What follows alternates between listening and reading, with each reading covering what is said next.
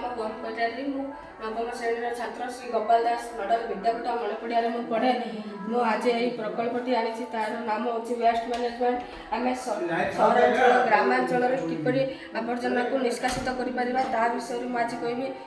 आज आम 3टी डस्टबिन ताकि 3टी डस्टबिन व्यवहार करवा ए पेपर पकईवा ए ग्लास पकईवा ए प्लास्टिक पकई पार एणे आवर्जना एणे तेणे फोपाड़ी न पाड़ा। आम हस्पिटाल विभिन्न बिल्डिंग रू आवर्जना बाहर बड़ बड़ कंडे पकईवा। आम साधारणतः गाई ग्रामांचल गाई गुआल व्यवहार कर गाई गुआल बाहर खत इत्यादि को नहीं गोबर गैस प्लांट कर गोबर गैस प्लांट रो आलोक व विद्युत आलोक व रांधिबार सहायक होता है।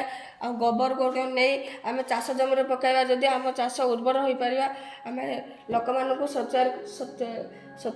सतर्कता अवलंबन करवा पायखाना व्यवहार करने। धन्यवाद।